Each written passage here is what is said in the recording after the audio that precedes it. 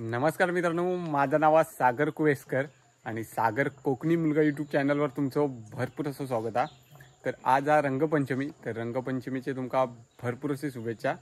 तर आज रंगपंचमीचा दिवस आहे। तर आज आपण चाललेले आपल्या मामाकडे, म्हणजेच राजापूर कोंडेतडमध्ये। आणि आज मामाकडे श्रीदेव गांगोदेवाची पालखी येणार आहे, म्हणजे देव आपल्या भेटीक येणार आहे। म्हणजे घरोघरी आपल्या पालखी जात असता देवाची, आणि ही फक्त शिमग्यातच अशी म्हणजे आपलो देव आपल्या भेटीसाठी घरोघरी येता, बाकीच्या वेळी कधी येत नाही। आता इतर वेळी आपल्याक स्वतःक पाया पडण्यासाठी मंदिरात जावं लागता। तर ह्या शिमग्याच्या वेळीच आपलो देव आहे ना, तो आपल्या भेटीसाठी येत असता। तर त्याच निमित्तानं आपण पाया पडण्यासाठी चाललेले आहो। तर नक्कीच तुमका व्हिडिओ आवडत, काय काय तुमका वेगवेगळ्या बघूक भेटत या व्हिडिओतना। तर नक्कीच तुमका व्हिडिओ आवडत तर लाईक करा आणि सागर कोकणी मुलगा यूट्यूब चॅनल का सबस्क्राईब करा। तर आता सरळ जाऊया राजापूर मामाच्या घरी। तर चला।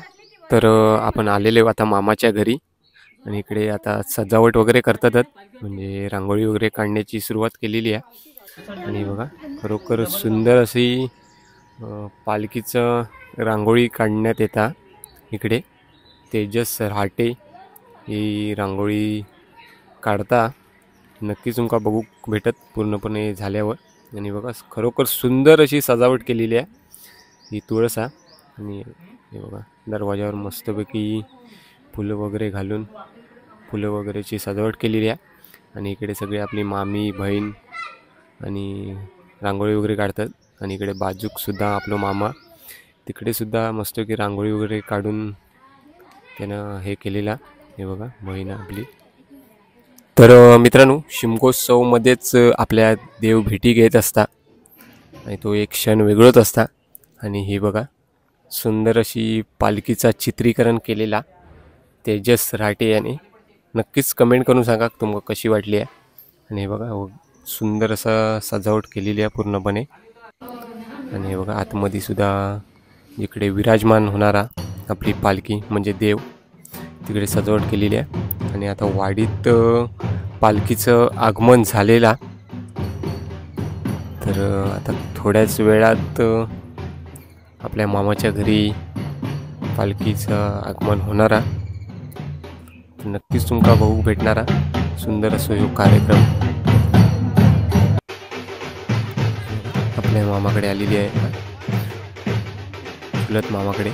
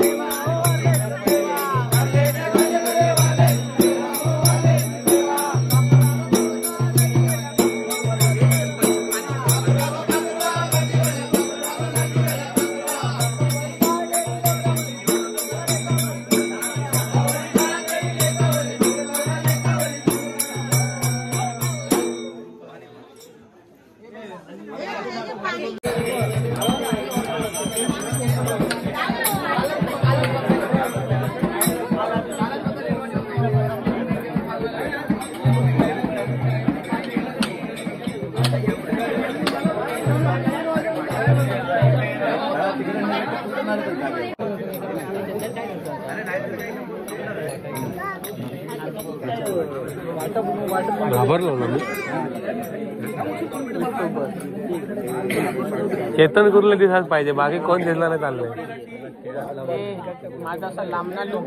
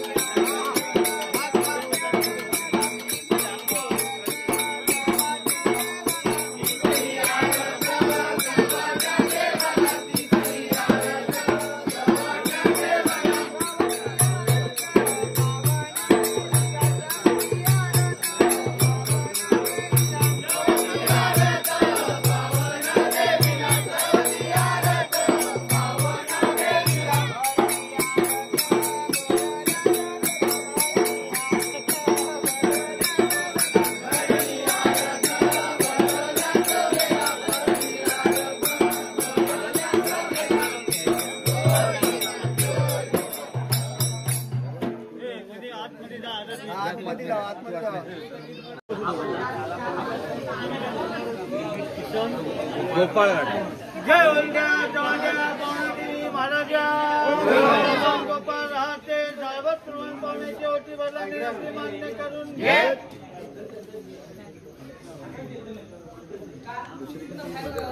तर मित्रांनो, आता थोड्याच वेळात मामाच्या घरी पालखीचा म्हणजेच देवाचा आगमन होणारा, देव भेटीक येणारा. तर एक तो आनंद आणि त्या सुख वेगळाचा, स्वर्गसुख म्हणू शकतास. तर खरंच एक आनंद वेगळा. तर ह्या काय तुमका अनुभवचा असत तर तुमका शिमगोत्सवमध्ये कोकणात येऊक लागत.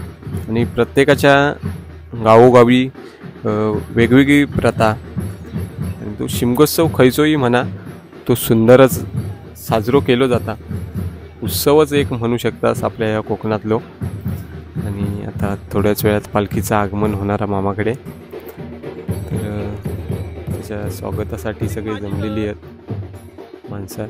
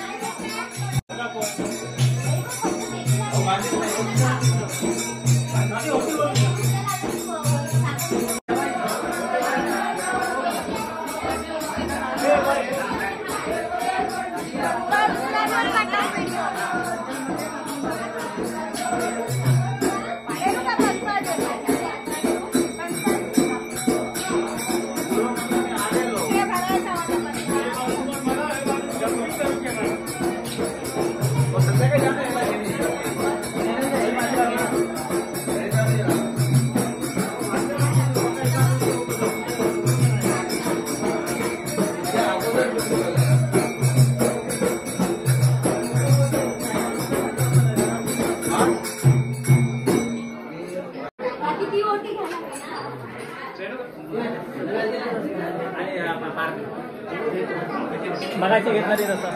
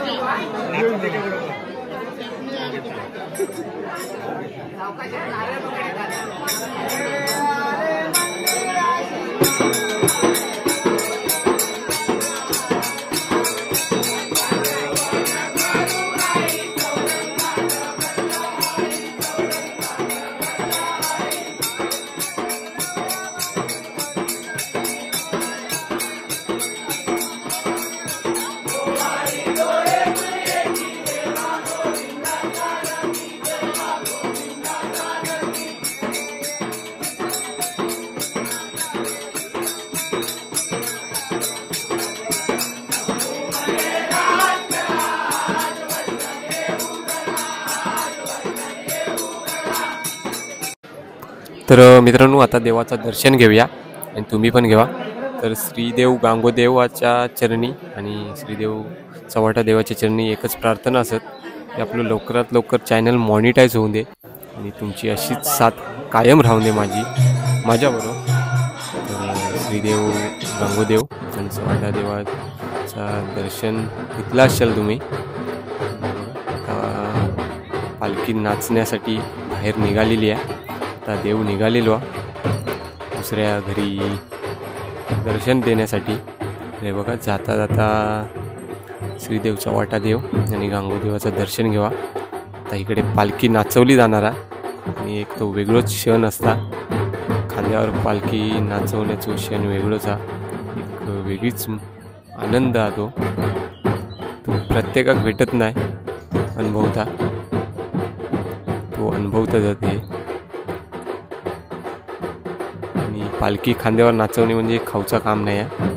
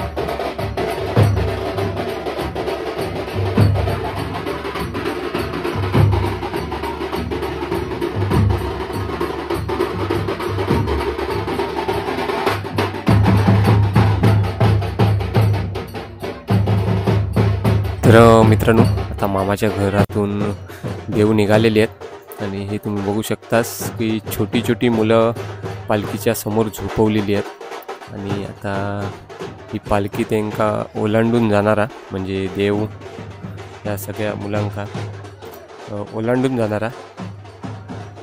आणि असं म्हणतात की जे काय आजार, जे काय ह्यांच्यावरचं काय हे आहे ना संकट, ते सगळा हे देव घेऊन जाता. आणि नक्कीच कमेंट करून सांगा तुमका काय वाटतं, तुमच्याकडे ह्या प्रत्येक काय म्हणतात. तर हे बघा, श्रीदेव, गांगोदेव आणि चव्हाट्या देवाचा रातचा दर्शन घ्यावा. आणि आता पुढच्या वर्षी आपल्याला बघू भेटत. सगळे निघालेले आहेत.